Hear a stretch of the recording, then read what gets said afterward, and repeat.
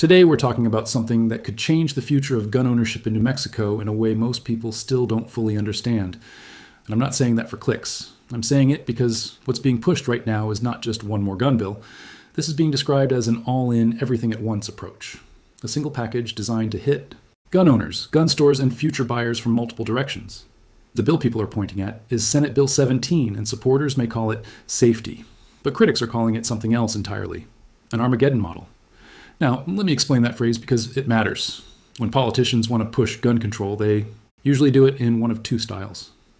One style is what some people call the missile command model. Imagine a big screen where dozens of targets are coming in at once.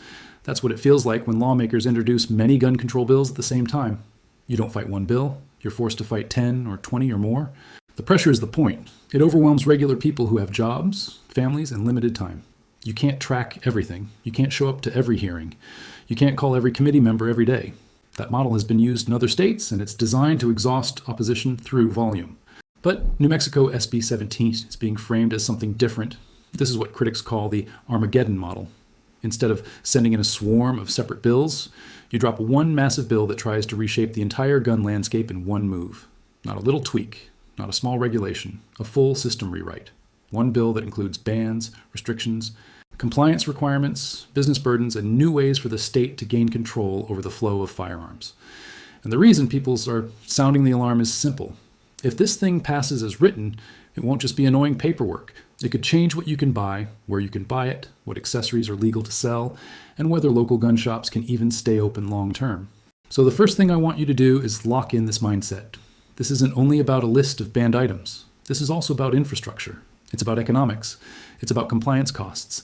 It's about pushing smaller dealers out and shrinking the marketplace. Because once you shrink the marketplace, it's not hard to control what's left. That's why the business side of SB 17 matters as much as the bans themselves. Let's start with the part that grabs headlines, the so-called assault weapon ban. The way this is being explained by opponents is that it's not just based on cosmetic features you can see from the outside, like a stock or a grip. Instead, it focuses on internal operating features and how the firearm functions. That is a big deal because when you write a ban based on how a gun operates, you can potentially sweep in far more firearms than the average person expects. People hear assault weapon and they picture one thing, but the actual language can land on a wide range of semi-automatic firearms. According to the way critics describe it, this would cover gas-operated semi-automatic systems. That includes long-stroke piston systems, short-stroke piston systems, direct impingement systems, hybrid systems, and even blowback systems. In plain English, that sounds like it's aiming straight at common platforms people actually own and use, not rare niche items. The names that come up again and again are AR platforms and AK platforms, including pistols built on those platforms. And critics also warn that some semi-auto shotguns could be pulled into the ban depending on how the definitions are written and interpreted. Then there's an effective date that people are pointing to, July 1st, 2026. That date is important for two reasons. First, it creates a countdown. People start thinking, if I'm going to buy something, I have to buy it before that deadline. Second, it creates a long runway for the government to build the compliance system, the enforcement system, and the public messaging system. It's not just a ban, it's a planned transition into a new normal. Next is the magazine limit. Critics are saying the bill targets commercial sales by limiting magazines to 10 rounds. Notice the strategy here. When you ban new sales, but don't immediately criminalize possession, you avoid the instant public backlash of, they're coming to take what you already own. Instead, you slowly choke supply.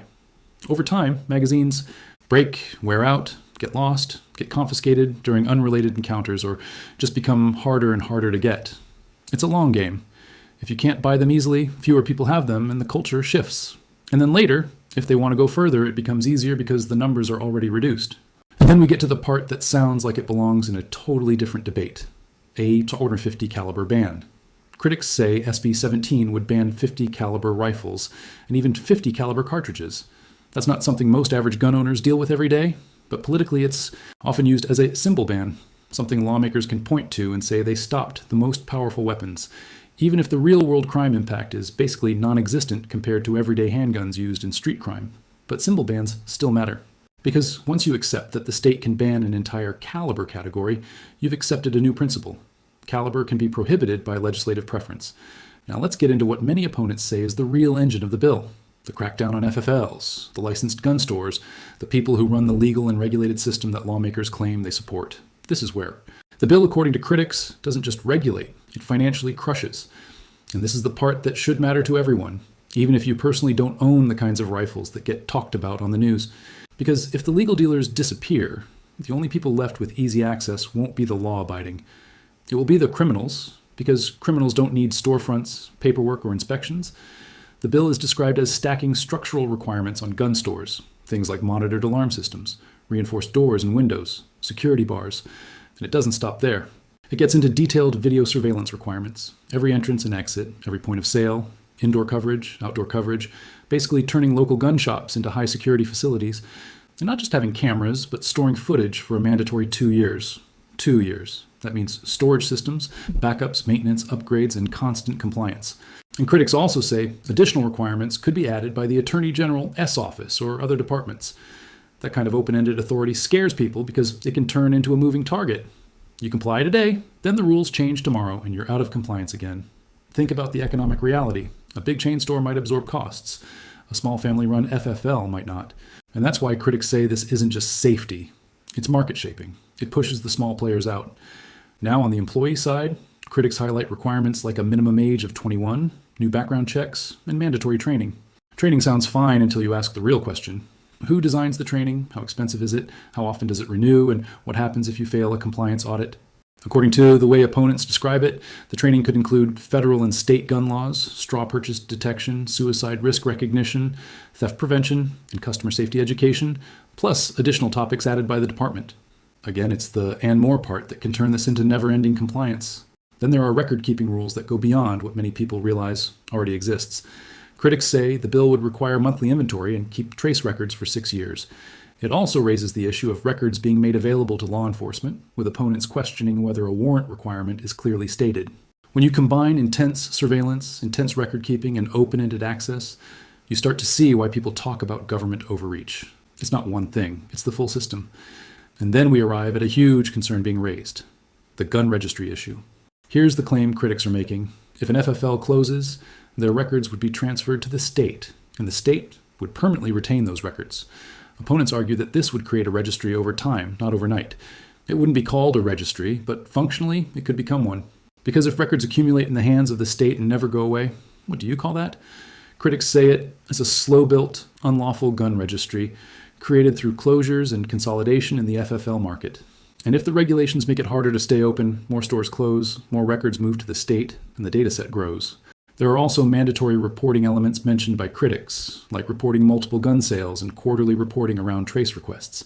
Again, each piece might sound reasonable in isolation, but stack them together and the workload plus liability goes up. For small businesses, that's deadly. And then there's mandatory signage. Critics often mock this part because it feels less like safety and more like political theater. Requirements to display warning signs about safe storage, background checks, straw purchases, and even suicide prevention hotlines. Now, don't misunderstand. Suicide is real and prevention matters. But the criticism here is about forcing private businesses to become government message boards under threat of penalties, while the same bill increases costs and compliance burdens that could shut those businesses down. All of this ties into the call to action strategy that opponents push hard. They tell people to join associations like the New Mexico Firearms Industry Association. They tell people to support small FFLs. They suggest stocking up before 2026, and they frame it as now or never. That urgency isn't accidental. It's the emotional engine of the message. Fear-based framing, economic destruction warnings, constitutional rights arguments, and the idea of bureaucratic overreach all in one. Because from a pro-Second Amendment perspective, this is not just a policy fight, it's an existential fight. The argument is that once you accept a government that can redefine broad categories of firearms as banned because of operating systems, then the definitions can expand again and again. And once you accept a government that can cap magazine sizes for lawful sales, you can cap them further later. Once you accept a government that can regulate FFLs into the ground, you're accepting a future with fewer legal access points.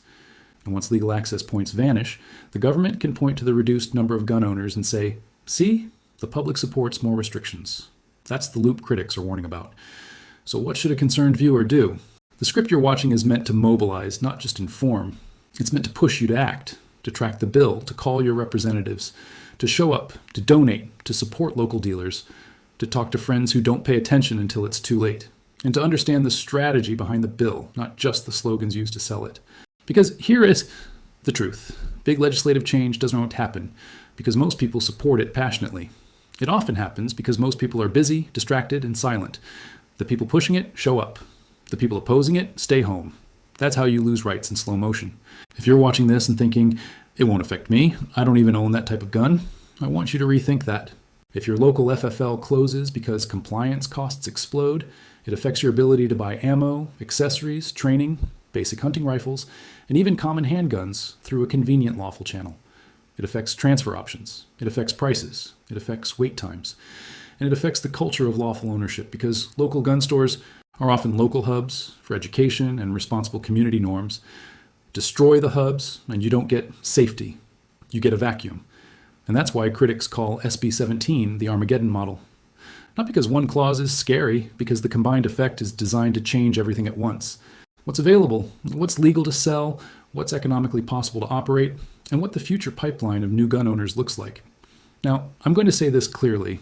If you believe in the Second Amendment, you can't treat this like an ordinary news story. You have to treat it like a moment where participation matters. It's not enough to complain in comments. It's not enough to share a meme. Laws are made by the people who show up. And if the other side is in committee rooms and you're only in your group chat, guess what happens next?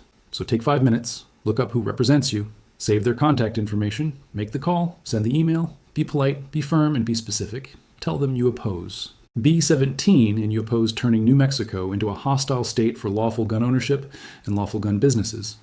Tell them you oppose bans based on broad operating definitions. Tell them you oppose magazine sale bans that punish ordinary people. Tell them you oppose destroying small businesses with endless mandates. Tell them you oppose any process that builds a registry through forced record transfers. And if you're not in New Mexico, don't tune out. Because models spread. If the Armageddon model works here, it becomes a template. If it fails here, it discourages copycats elsewhere. That's how politics works. States watch other states. Activists copy tactics that succeed. So even if you're far away, this is still a story about the future of gun control strategy in America. The supporters of bills like this will always say it's common sense. Critics say it's common sense tyranny. Two sides, two worldviews. One believes the state should control the marketplace and reduce ownership through restrictions.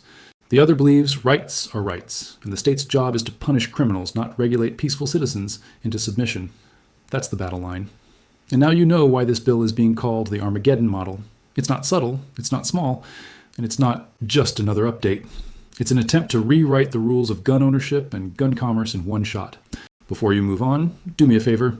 Hit like if you want more straight-to-the-point updates like this, subscribe so you don't miss the next breakdown, and share this video with one friend who cares about rights but hasn't heard about SB 17 yet.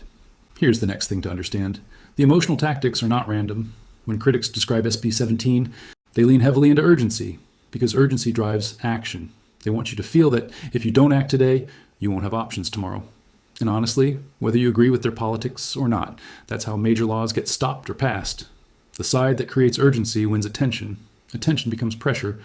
Pressure changes votes. So if you're building a channel and you're speaking to an audience that is pro-Second Amendment, you want your message to be clear and simple. This bill isn't only about assault weapons. It's about controlling the entire lawful system. It's about using bans as the headline and business regulation as the engine. Let's zoom back into that assault weapon section for a moment, because this is where confusion spreads fast. Many average viewers hear the term and think it's a narrow category, like it only targets one type of rifle they see in politics. But critics argue SB 17 defines things in a way that could catch many semi-automatics, because it focuses on operating systems, not just looks. That matters because semi-automatic is one of the most common types of firearms in America. It's not exotic, it's standard. Critics also point out the inclusion of AR and AK-style pistols. That's significant because it's a segment that grew as people adapted to previous regulations and preferences. When lawmakers write broad language, it's often because they want to stop adaptation. They don't want people to find a way around previous bans. So they go upstream and try to ban the mechanism category, not the accessory category. That's one reason opponents see it as an escalation. Now, about the 2026 effective date, there's a political advantage to delaying bans. A delayed, effective date lowers immediate resistance. Some people think, well, it's not happening yet, I'll worry later. That attitude is exactly what allows massive bills to pass. By the time it's later, the infrastructure is set. The bureaucrats are trained. The enforcement guidelines are written. And you're fighting a machine that already started moving. The magazine ban aspect also fits a common pattern. Start with commercial sales restrictions because they're easier to sell politically. We're not taking anything, we're just limiting future sales. That sounds moderate, but opponents argue that it's how you phase out ownership over time. They see it as generational confiscation without the word confiscation. And the .50 caliber ban works as an expansion marker. If a government can ban an entire caliber class, it signals a willingness to legislate based on symbolic fear rather than crime data. Critics see that as the start of, if they can ban that, they can ban anything. Today it's .50, tomorrow it's something else. Now let's go deeper into the FFL crackdown again. Imagine you run a small gun shop, not a mega chain, a modest storefront. You sell hunting rifles, handguns, maybe a few ARs, ammo, and you do transfers. Your profit margins are not massive. You're surviving based on volume and loyal customers. Now the state tells you, upgrade doors, upgrade windows, install bars, install monitored alarms, install full coverage surveillance, cover indoor and outdoor, cover every entrance and exit, cover every point of sale, store everything for 2 years, and stay ready for additional requirements later. Even if you support some gun laws, you'd have to ask, who pays for this? The owner pays, the customer pays through higher prices, or the store closes. That's why critics frame this as financial sabotage. Then come employee requirements. Minimum age 21, background checks, training that covers a long list of topics. Again, training isn't inherently bad, but when it's mandatory, regulated, and potentially expensive, it becomes a barrier. It becomes another cost center. It becomes another way to punish businesses through paperwork. Then record keeping, monthly inventory, long retention times, trace records for years. And the key issues critics raise is access. If law enforcement can access more easily than before, or if the standards are vague, businesses will operate in fear. Fear causes mistakes. Mistakes trigger penalties. Penalties push closures. Closures feed the record transfer issue. And that record transfer issue is what opponents focus on to raise alarm. If the store closes, records go to the state, and the state keeps them permanently. That's the argument. That's the fear. That's the registry by accumulation idea. Then reporting requirements add another layer. Multiple sales reporting and quarterly trace reporting. Each report is another chance for technical noncompliance. And it's always the law-abiding that face that burden, not the criminals. Finally, the signage requirements create an emotional reaction. Critics often use sarcasm here because it helps keep audiences engaged while still angry. They mock the idea of government telling a private business to plaster walls with warnings, hotlines, and legal statements while simultaneously making it harder for that business to exist. The message is, they don't want safe stores, they want fewer stores. And that circles back to the big narrative. SB 17 is being framed as a full spectrum attack. Ban the products, restrict the accessories, punish the sellers, and squeeze the future pipeline. If you want to end this section strong, remind the viewer that rights don't disappear with dramatic movie scenes. They disappear with paperwork. They disappear with deadlines. They disappear with compliance burdens that sound boring until they wipe out the people who can't afford lawyers. That is the Armageddon model argument in its simplest form. If this breakdown is helping you understand what's really going on, tap like right now, subscribe for more easy English explanations, and share this with your family group or your local community chat, because awareness is the first step to stopping bad policy. Let's talk strategy, because this is where a lot of people lose the plot. Many viewers focus on the flashy parts, the rifle ban, the magazine limit, the scary-sounding headlines, but critics of SB 17 keep repeating one idea. The business crackdown is the real killer. Why? Because if you can't buy something easily and legally in your state, you have effectively lost access, even if you technically still have rights on paper. Rights require practical access. Practical access requires lawful businesses. Lawful businesses require conditions where they can survive. And when laws make survival impossible, the market collapses. Then politicians say, look, fewer people are buying guns now. And they claim victory. But it wasn't natural, it was engineered. So if you're writing your script for your channel, speak directly to that. Tell your audience, even if you already own what you want, the next generation is the target. Younger adults, new families, first-time buyers, people who might want to get into firearms for self-defense after seeing crime trends, or who want to learn responsible ownership. If the legal market shrinks, fewer new people enter. Over time, that changes elections, culture, and law. Now let's address the emotional techniques critics use, because your theme says the tone should be urgent, alarmist, and mobilizing. The word Armageddon is fear-based framing. It's designed to create a sense that this is the final battle. Some people roll their eyes at that language, but it works because it turns policy into a personal threat. It turns boredom into urgency. Then there's the economic destruction angle. This is powerful because it doesn't require the viewer to be a gun expert. Everyone understands a small business being crushed by regulations. Everyone knows what it feels like when only big corporations can survive. So the argument becomes, this is not only a gunfight, it's also a small business fight. Then there's the constitutional rights narrative. Pro-Second Amendment audiences respond strongly to the idea that rights are being chipped away. The message is, they never stop. They take a little, then come back for more. That's why opponents present every new restriction as a line in the sand. Then there's the bureaucratic overreach argument. The bill, as described by critics, gives power to agencies to add more requirements. Anytime you see another requirements as determined by people get nervous because that means elected lawmakers are handing power to unelected administrators. And don't forget the sarcasm. Mocking the signage rules and the feel-good parts keeps the audience emotionally engaged. Anger alone can burn people out. Sarcasm lets them laugh while still staying motivated. Now, what does the call to action look like in the narrative? It's consistent. Join organizations, support local FFLs, prepare before deadlines, and treat it as now or never. Whether you agree or disagree with that, it is the mobilization template. So here is how you can close the script in a strong, simple way, while staying in easy English and keeping the message clear. When you tell viewers, don't be passive. Don't assume someone else is handling it. Don't assume it can't happen. Track SB 17. Call your state senator. Call your state representative. Show up at hearings. Support local stores. Educate your friends.